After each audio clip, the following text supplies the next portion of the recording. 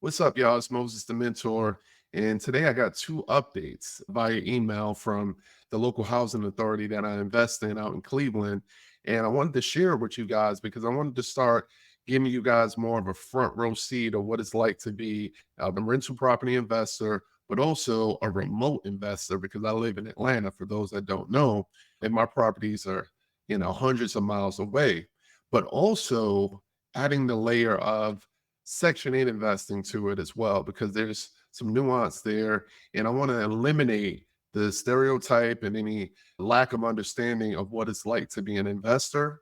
Number one, to be a Section 8 investor, number two, and then to be a remote investor, number three.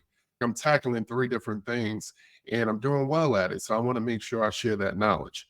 So if you look on the screen here today, so it's July 22nd, 2024, I took out some personal information. Name of my company is JRED Properties. And essentially, what this first email is about, it's a proposed lease addendum. So what happened was I currently have a tenant that's paying 1175 a month, right? When I looked at comps and everything for the area, I felt that 1325 was more appropriate. And this tenant in particular, I've been struggling to get her rent up to market rent. When I purchased the house, I inherited her as a tenant. There's a benefit to that. So when you buy a home and they may have a Section 8 tenant there, you're at least getting rent out the gate, so that's a come up. But what happens is, especially in the market that I invest in, a lot of times, these landlords don't really take the time to ensure that they're getting market rent.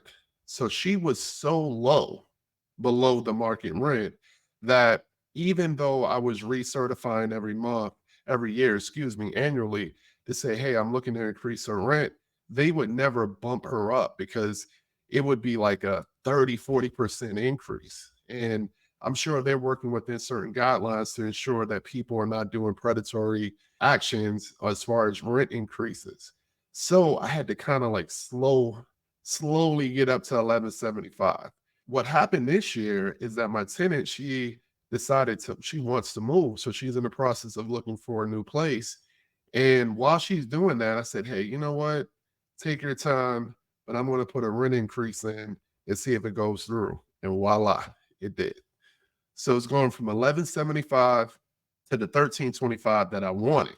So this is pretty cool because the last few years, every time I requested a certain amount, they would say no. It kind of made me mad. I should have said 1425, right? You want to make sure when anything that comes from the housing authority comes into your inbox that you address it immediately. So fortunately for me, I'm on top of it. And the 15 days is not an issue because I sent it right over. The only thing I had to do is sign this document. I use rocketlawyer.com and send it back to them, and you're good to go. So 1325 will be effective next month. So $150 extra by literally doing nothing but making sure that the property is in good condition, have a good tenant. A lot of rental property investors, they don't want to operate their business, and that's not what we do. So I wanted to show you that one, but I got another one today. So this is a rent change notification. This right here, again, I blocked out personal information. Essentially, what it's saying that the rent that we have contracted is still 1414. But this is what you have to be mindful of. The total resident rent went from 368 to 278. So let me back up a little bit. So Section 8 can cover all of the rent, or it can cover up to, I believe, 80% of the rent, or maybe 70%. If anybody knows, put it in the comments. But I know it's very high. It's anywhere like 70 to 80%. So in this particular case at this property, my tenant, and she's excellent. She pays on time. I never have to worry about it. But she was responsible for $368 of the 1414 rent. But now, for whatever reason, I don't know if she's making less. I don't know if the criteria change, but for whatever reason, now she's only responsible for 278 effective next month. It has no bearing to how much I ultimately receive of 1414, but now less of it is coming from the tenant. Me personally, I love this because I'm guaranteed now to get 1136 a month. And just between us, the mortgage on this property is about $700. Off rip, my gross profit is, nearly $500 just from what the housing authority is giving me. Now, again, and my tenant is great. When she throws that extra 278, that adds to the gross profit, minus the mortgage. So I'm telling you, Cleveland is a great market.